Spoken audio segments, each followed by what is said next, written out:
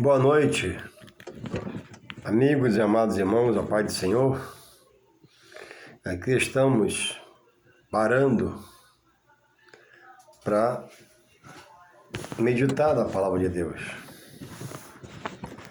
E eu queria frisar que quando você para diante de Deus, das coisas de Deus, diante da palavra, você jamais perde o seu tempo. Em Deus não há tempo perdido. Deus é bondade e misericórdia, sempre perdoa. Agora, o homem pode perder o seu tempo com Deus. Recitar o nome de Deus diariamente, falar de Jesus, reconhecer até a igreja, reconhecer até a alma redentora e expiatória de Jesus Cristo na cruz, mas não aceitar a este como seu Senhor e Salvador, sendo ele Filho de Deus. Então, é preciso parar. E quando você para dar atenção ao que Deus pede para dar atenção, que é a palavra, você ganha tempo. O relógio não para, mas você vai tratar das coisas daquele que é onisciente, onipresente e onipotente. Sabe dos seus pensamentos, suas intenções e traz à existência uma bênção, uma dádiva, segundo a sua justiça, para aqueles que parar para ouvir sua palavra, dedicar ao seu querer.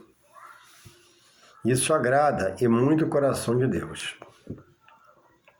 E eu queria deixar nesta noite um pequeno trecho que se encontra em São Mateus, capítulo 6, na continuação dos Sermões da Montanha. O capítulo 6 de Mateus diz sobre o tesouro no céu, o olho puro, os dois senhores e a solicitude pela vida. Mateus 6, 22 diz assim: a candeia do teu corpo são os olhos, de sorte que, se os teus olhos forem bons, todo o teu corpo terá luz. Se, porém, os teus olhos forem maus, o teu corpo será tenebroso. O 24, tenebroso. Se, portanto, a luz que em ti há são trevas, quão grandes serão tais trevas? O 24, eu termino aqui dizendo assim um versículo bíblico, João 6, 24. Ninguém. Quando a expressão é ninguém, é ninguém. É nenhum. Diz assim Mateus 6, 24. Ninguém pode servir a dois senhores, porque ou há de odiar um e amar o outro, ou se dedicará a um e desprezará o outro. Não podeis servir a Deus e a Mamon. Mamon é o Deus das riquezas. Então diz aqui, amigo e amados irmãos, em Mateus 6, 22, que a candeia do corpo são os olhos. O que ilumina o seu caminho para você não andar tropeçando, cambaleando, caindo no buraco, não se machucar no seu corpo, não levar um tombo, no plano material são os teus olhos. O cego precisa de uma guia que anda tocando no chão e de alguém para auxiliá-lo, porque ele não tem visão no plano material. às vezes inteligente, culto, até se forma em doutor, mas não tem visão material. Mas é uma pessoa lúcida. Então, o que ilumina o corpo no plano físico são os olhos. Os olhos é a luz do meu corpo. Eu estou sentado. Daqui a pouco eu vou levantar.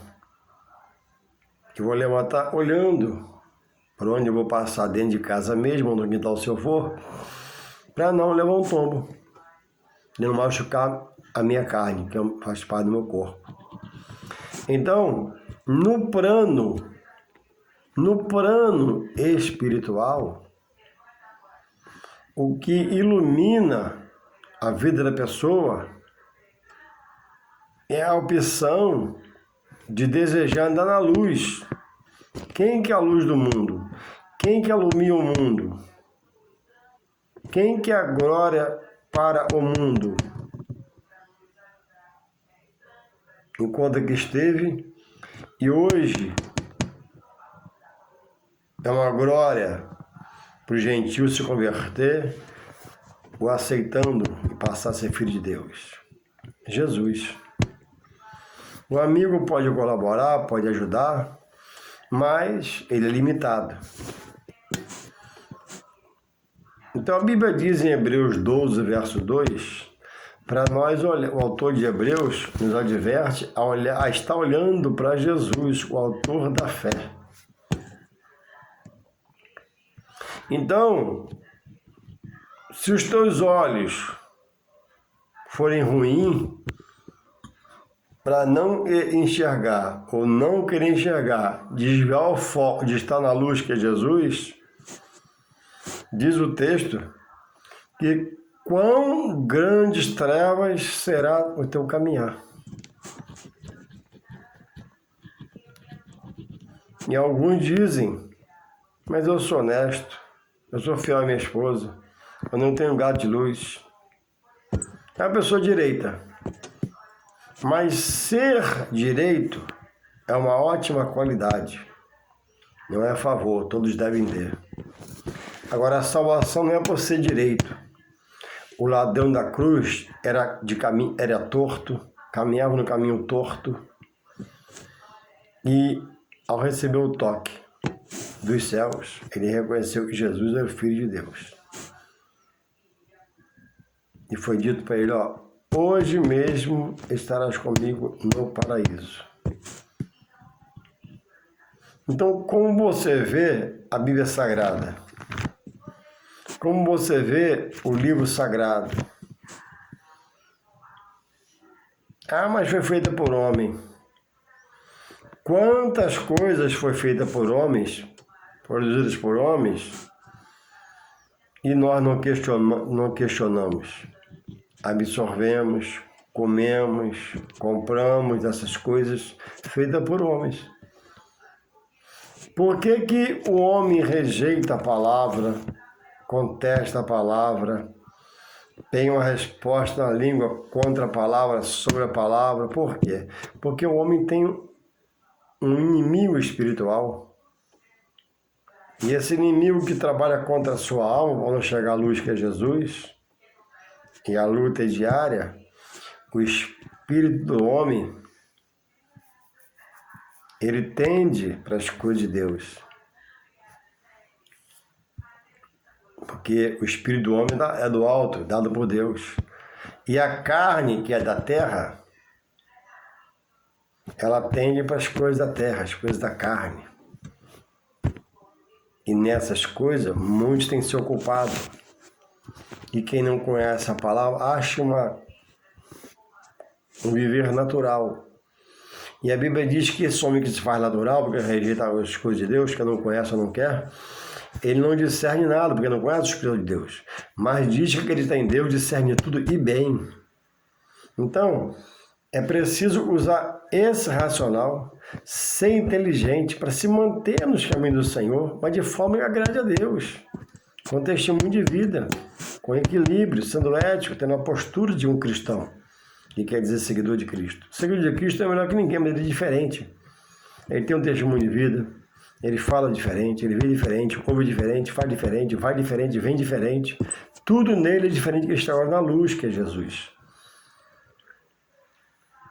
Então diz aqui no 23, se porém os teus olhos, a candeia, os teus olhos forem maus em que sentido? De não atentar para o que ouve, acerca das coisas de Deus, para o que vê acerca das coisas de Deus, por rejeitar na vida, durante sua vida, o estoque do Espírito Santo, revelando que é um Deus acerca de coisas, situações. Então, o 23 diz, né? Portanto, a luz que em ti há são trevas. Então, só se fazendo espiritual, ao aceitar Jesus Cristo, que o homem se torna um ser espiritual. Porque agora o espiritual de Deus cobrirá ele, revestirá ele para uma nova vida e fazê-lo viver como uma nova criatura. Se despojando da velha criatura, da velha vida pregressa, para andar em novidade de vida com Jesus. E sendo a eles reveladas as coisas de Deus, as coisas do alto, divino e celeste. Então, como está a sua visão sobre as coisas de Deus? Você acha que não precisa? Você acha que não é para você? Você acha que você é muito honesto para estar nesse meio e não precisa, porque já é honesto? Salvação não é por obra, a Bíblia ratifica. Salvação é um dom de Deus. Então, toda vez que você lê a palavra, você vê a Bíblia, você vê um pastor pregar, ouve um louvor, ouve as coisas de Deus, você está sendo tocado pelo Espírito Santo. Está recebendo um despertar de Deus pelo seu Espírito Santo, que talvez você tenha rejeitado, talvez não tenha entendido, mas Deus tem falado com a humanidade e com o homem individualmente. Então é preciso preservar os seus olhos, como diz o autor do livro aos Hebreus, no seu capítulo 12, verso 2, continuar olhando para Jesus, o Filho de Deus, ele é o autor da fé. E a fé ali não está no plural, não é autor das fés, não. É autor da fé no singular, sem pluralidade, porque essa fé é individual. A Bíblia diz que sem fé é impossível alguém agradar a Deus. Então a fé ela vem individualmente. Quando nos reunimos na congregação, fazer um culto, um evento a Deus, aí sim, a fé está no plural.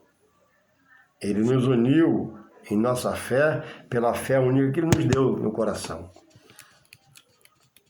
E Ele continua no seu sermão, dizendo aqui, a palavra do Senhor Jesus está falando, 24, muito interessante. Ninguém pode servir, Jesus está falando aqui, no livro de São Mateus. Ninguém pode servir, Mateus 6, 24, ninguém pode servir a dois senhores, porque ou há de odiar um e amar o outro, ou dedicará a um e desprezará o outro. Não podeis servir a Deus e a Mamon. Mamon é o Deus da riqueza. Jesus nunca condenou a riqueza e alguém ser rico, ter posse. Existem cristãos aí milionários, donos de empresas, tem avião, heliporto, tem fazenda, tem boi, tem gado, conseguido essa riqueza com a bênção de Deus, licitamente. Ele teve sabedoria, orou a Deus, Deus abençoou e se multiplicou o que ele tinha. Então Jesus nunca condenou alguém ser rico ou servir, ou adorar e bem dizer. Ser rico não é pecado, ser rico materialmente não é uma praga, ser rico materialmente não é uma maldição. É uma dádiva, é um presente, na qual Deus abençoou e a parte do homem dom para fazer negociações e acrescer o seu bem. Agora, o pecado é alguém ter tanto e ver aquele que está ao seu lado, o colaborador, seu empregado, sua empregada, os domésticos dentro da sua casa, e pisar em cima, pagar mal. Deus está vendo essas coisas, pagar o mínimo, guardar tudo, no seu celeiro, no seu coração. Isso não agrada a Deus. Porque se digo está em Deus e tem muita posse, e vejo alguém sem gás e não posso dar um gás, cadê a obra pela fé? Alguns não têm a fé, mas têm a obra. E a Bíblia diz, né, em Tiago, mostra-me a tua fé, sem as tuas obras, eu te mostro as minhas obras pela minha fé. Tem gente fora, totalmente fora do plano, da palavra que não cumpre, não quer ou não conhece, mas ele tem obra pela fé dele. Nunca botou mão na Bíblia, nunca leu a Bíblia, nunca andou um hino. Mas ele, quando ele vem previsto em alguém, ele tem atitude. Ele não tem essa fé dada por Deus espiritualmente para a salvação. Mas ele tem a fé de entender, né? Que Deus está abençoando, ele abençoa. Ele é abençoador também. E às vezes tem cristão que é dessa forma. Então, irmãos, se eu digo que eu amo uma coisa que eu possa ter, que eu amo uma pessoa, o meu coração está completo por essa pessoa ou por essa coisa. Porque, via de regra, quando você ama uma coisa ou uma pessoa, o coração por essas coisas está ocupado. E para coisa semelhante ao que eu já amo, não pode haver dois. Tem que estar no singular, um só. Então Jesus diz em São João 14, 21, assim: aquele que tem os meus mandamentos e os guarda, esse é o que me ama. E aquele que me ama será amado de meu Pai. Aí ele faz uma promessa: e eu também o amarei e me manifestarei a ele. Como alguém diz amar a Deus e não procura saber Deus pela sua palavra, pelo livro sagrado? Uma coisa é você conhecer por estudar, por desfolhar a Sagrada Escritura, procurar um dicionário, procurar no Google, procurar um amigo para estudar com você um dia à tarde, um domingo à tarde na sua casa, tirar suas dúvidas, tirar seus questionamentos, tirar a coisa que atrapalha e trazer luz a você. Como é que você vai conhecer Deus se você só ouve falar? Quem ouve falar é tendencioso a errar, porque se ouvir errado, passa errado, fala errado. É onde muitas heresias estão aí no Facebook, em vídeos, porque as pessoas gravam, mas o que ouviu falar, não estudou, não parou, meditou, não abriu a Sagrada Escritura, não procurou uma referência, um contexto sobre o texto que ele ouviu de alguém, e vai soltando, vai falando, e falando besteira, falando mentira, falando heresia, porque não discerne o que ouviu, porque é preguiçoso, é irresponsável, não quer ganhar tempo. Eu ia falar perder tempo, não, ganhar tempo. Quando você para as coisas de Deus, você ganha tempo na sua vida em todos os sentidos. Você está se relacionando com Deus, que ele é onisciente, conhece toda a mente. E conhece a mente daqueles que querem tratar com ele. Ele é onipresente. Onde você quer ir, ele de antemão já sabe como está a situação lá. E é onipotente em todo o poder. Então, quando eu quero algo, conquistar alguma coisa, comprar, vender, e não me volto para Deus em oração, pedindo livramento, proteção, segurança para fazer tal coisa, eu perco uma chance de estar em total segurança. Porque antes de eu ir, antes de eu conversar, Deus já conhece a mente, conhece o lugar e tem todo o poder para me dar um livramento. Então não é pelo muito correr em fazer as coisas atabalhadamente, apavoradamente, desesperadamente, compro, vendo, perco, ganho, não. Deus nos mantém no equilíbrio da prática de estar se voltando para Ele em oração e Ele continuar nos dirigindo até aquele último suspiro de descermos de sepultura ou Ele arrebatar a igreja. Então, se eu digo que amo a Deus, o que eu sei de Deus? Aí, por ignorância, muitos chegam a Deus por coisas. Aí, se você vê a veracidade que ele apresenta, da forma que ele chega a Deus por essas coisas, a palavra refuta. A palavra não permite, não dá veracidade. Jesus não falou que na graça é amar a Deus sobre todas as coisas, de todo o seu coração, toda a sua alma, todo o seu pensamento, e o próximo como a ti mesmo?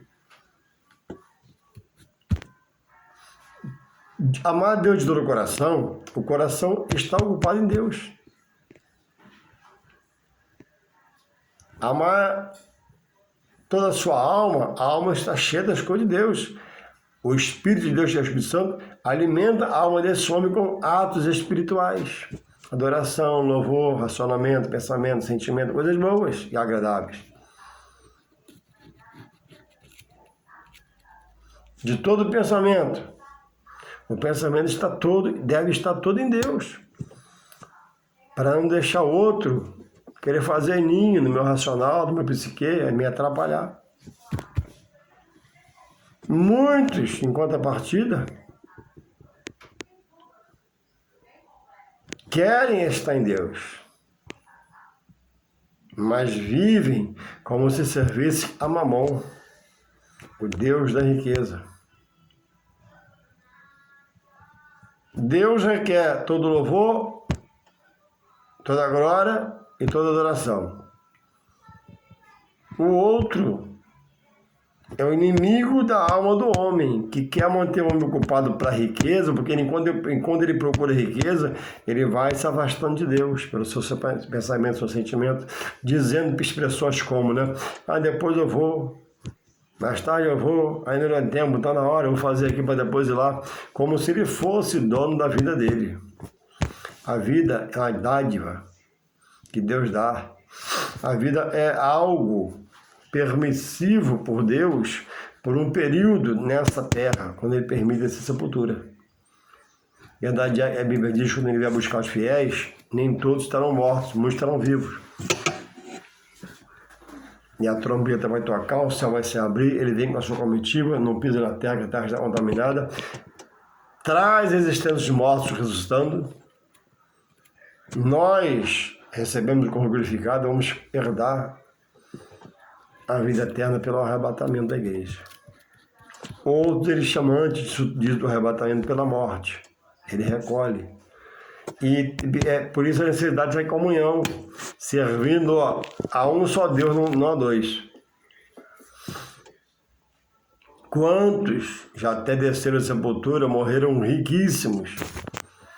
Teve uma honraria no velório, que mereceu, amém, como homem. Muita flor, muito choro, muito lamento da pessoa boa, dedicada à família, mas não deixou o bem maior para a família. Não deixou a riqueza maior para a família. Não deixou o tesouro maior para a família, que era o quê? Conhecer Deus pela sua palavra. E se ajustar para Ele pela sua palavra. E se organizar para Ele pela sua palavra. E estender isso à sua esposa, sua família. E a pessoa morre, recebe aquela honraria toda que é devida, amém? A família chora. Mas até descer o corpo à sepultura, todos ali reunidos, amigos, filhos, netos, conseguem ir até a cova. Sai do necrotério, o corpo, aquele carrinho, carrega na mão, vai até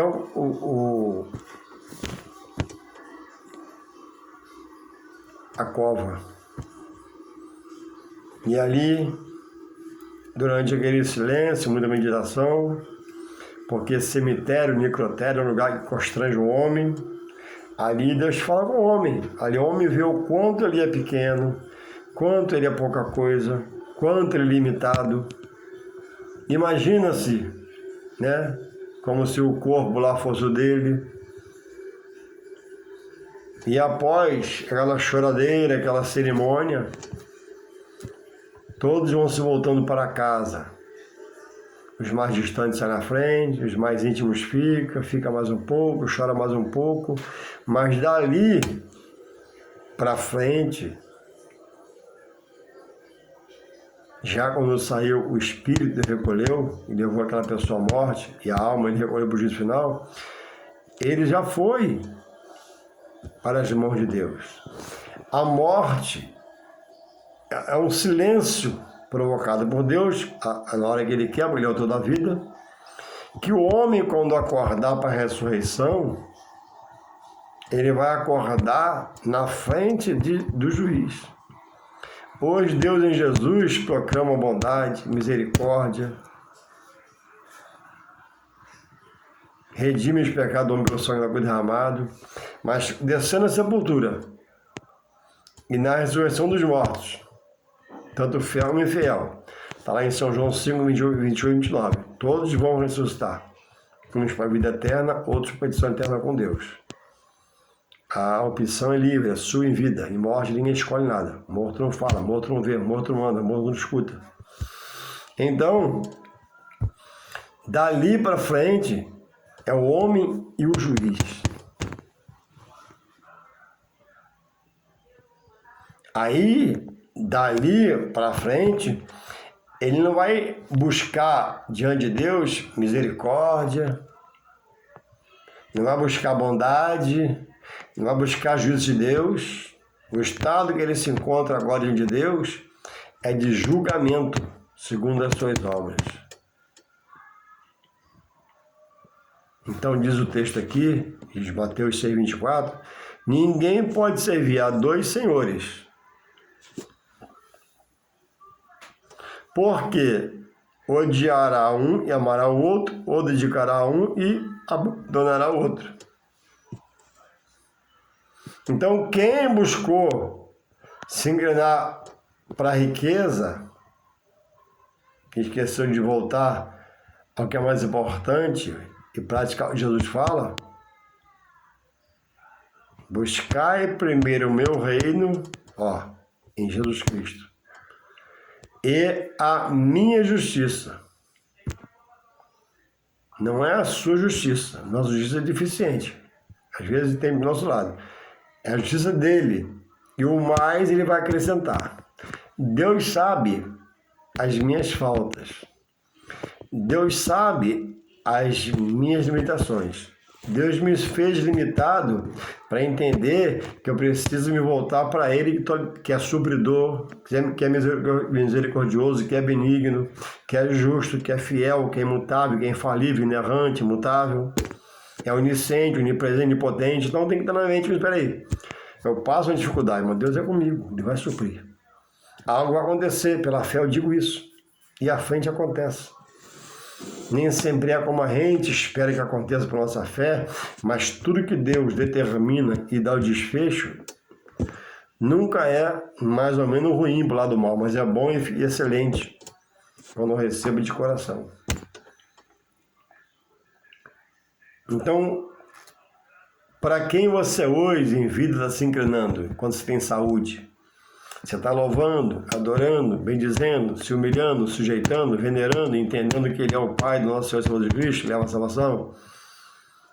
Ou está sem tempo, tem projetos particulares, tem sonhos, vive como se a vida fosse sua, vive como você se pudesse proteger, vive como se você pudesse se livrar do mal, vive como se você pudesse evitar uma tragédia. E muitos pensando assim, têm achado a morte por um pecado, por uma má atitude, porque o inimigo da alma do homem, ele trabalha para ocupar o homem, não deixar cegar a palavra.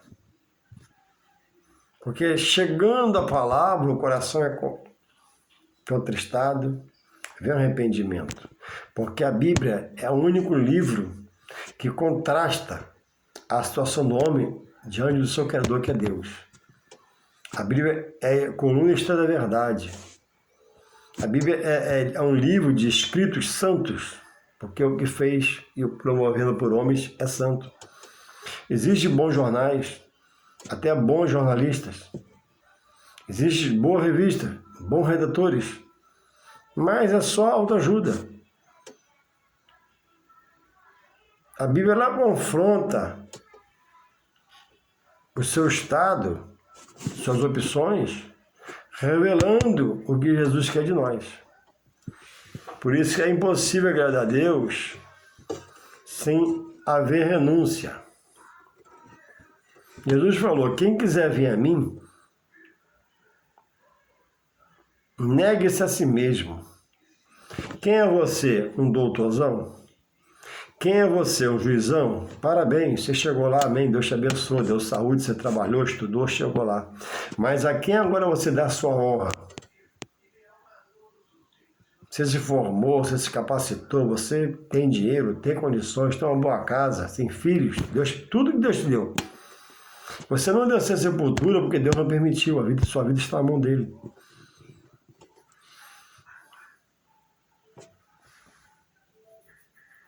A quem você está dando a sua honra, a sua glória e o seu louvor.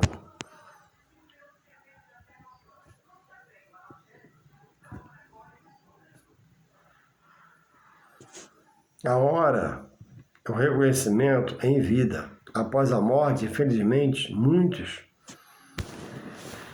têm recebido doutrinas durante a vida, têm se deixado de ser doutrinado por uma coisa que não tem a direção do Espírito Santo de Deus.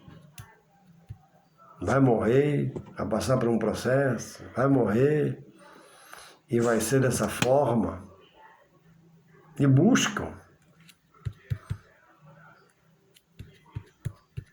E acatam esses ensinamentos. Mas aonde não há a direção do Espírito Santo no ensino, também não há a vontade de Deus. Porque a vontade de Deus, ele nos faz revelar pelo seu Espírito, que convence o homem e converte o homem para abrir o coração e receber Jesus como seu único e suficiente Salvador. Sem esse posicionamento, sem essa crença, sem ser assim, aonde está, não há a direção do Espírito Santo, também não há a ação do poder de Deus. É uma doutrina humanista, é uma doutrina fundada em princípios humanos, visões humanas, direções humanas. Alguém achou que é bom e traçou suas metas, criou seus planos, fundou seus propósitos, ensina a sua visão, e pessoas influentes, pessoas gabaritadas na vida secular, pós-graduados, estão aderindo, porque em Jesus, ele diz, ninguém pode vir a mim. Quem quiser vir após mim, negue a sua cruz, negue-se a si mesmo, tome a sua cruz. O que é o tomar da cruz? A cruz mais pesada, Jesus já levou. A cruz aqui é o entendimento que agora você precisa, uma vez já chamado por Deus, se manter com esse Deus em retidão, em sinceridade, simplicidade, se entregando, se doando ao que Ele quer, relatado na Bíblia, para a sua vida agora.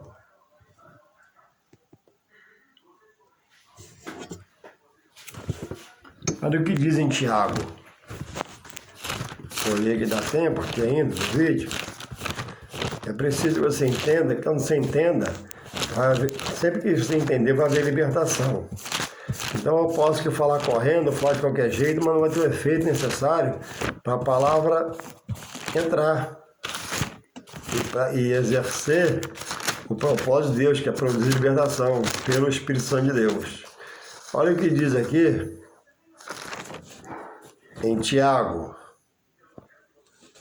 Uma coisa muito importante acerca do que eu falo agora Porque o homem, muitos acham que é dono da sua vida, não é. Olha o que Tiago diz aqui acerca dessas coisas, né? O homem em seus projetos, o homem em seus sonhos, o homem em seus propósitos. Ontem, né? Foi ontem. Houve um grande engarrafamento na Alameda de Niterói,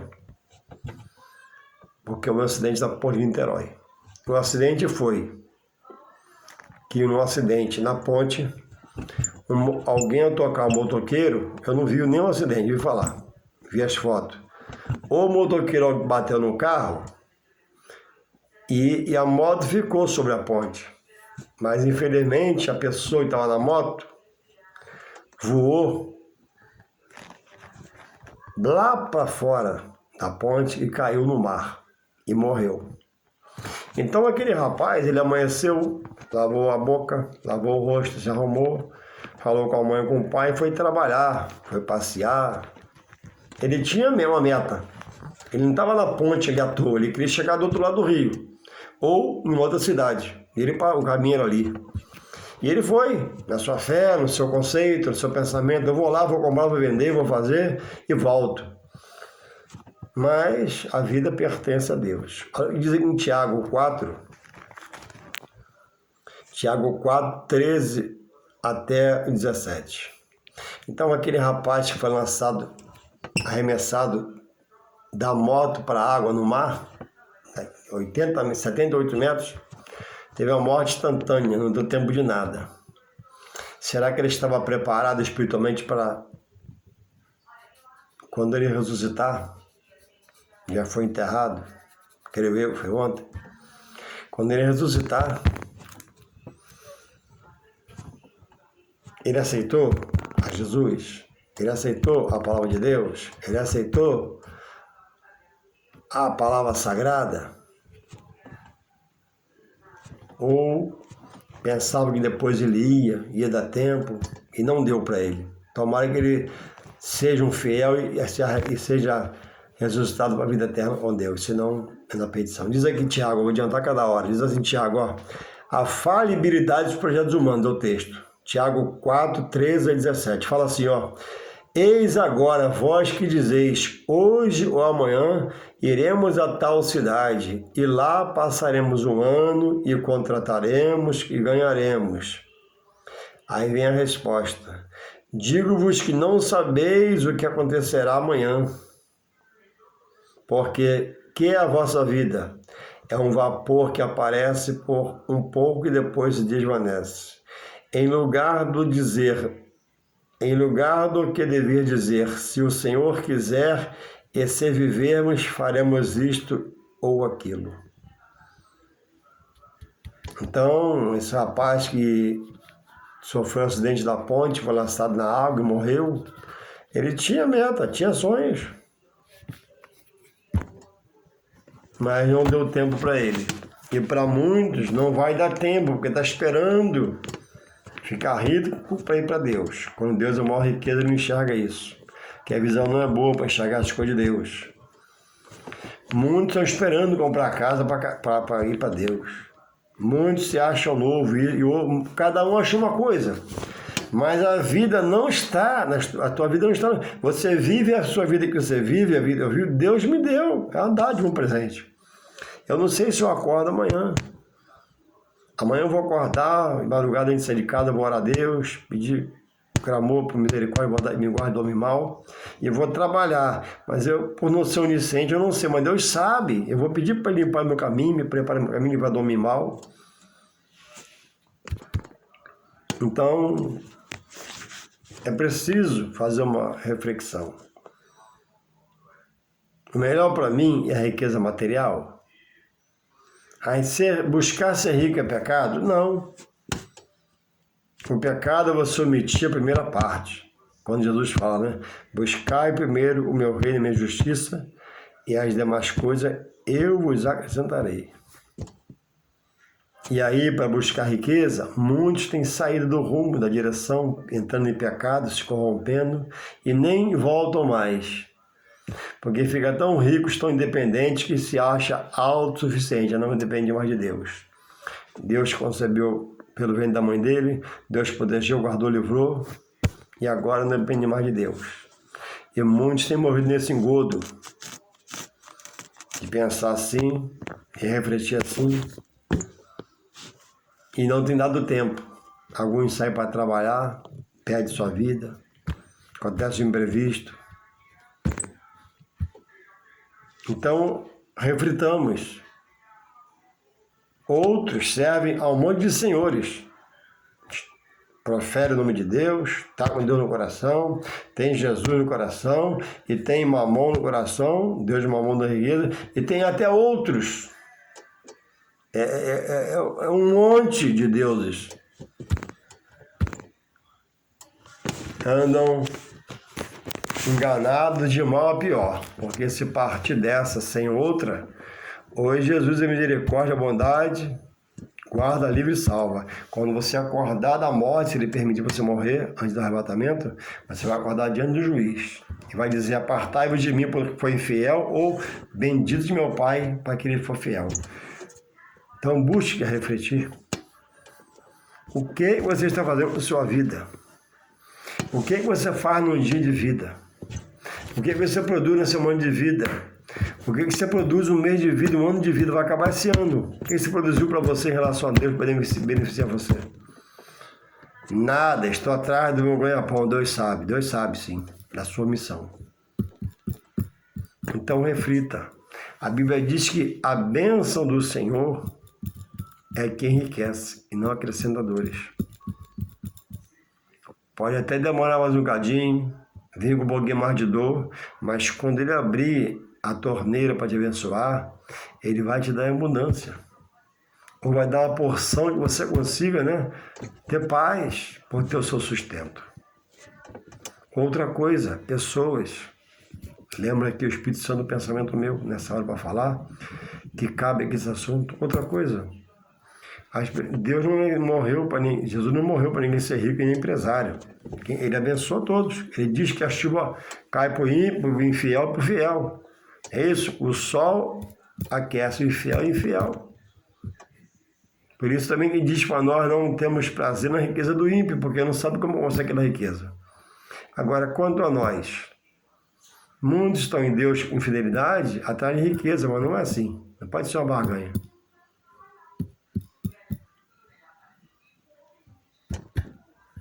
Não pode ser uma barganha. Jesus não morreu para ninguém ser rico, ser empresário diretamente, ele morreu para salvar a alma. Mas os que trabalharem e ele abençoar, vai ter a bênção dele. Uns para ser muito rico, outros muito rico, outros até bilionários, mas outros não vai ter a mesma situação. O que eu vou fechar falando o seguinte: pessoas não têm uma graduação escolar, não têm aquela profissão que algumas chegam mais fácil dinheiro, não tem ânimo para trabalhar, não tem disposição de estar na igreja.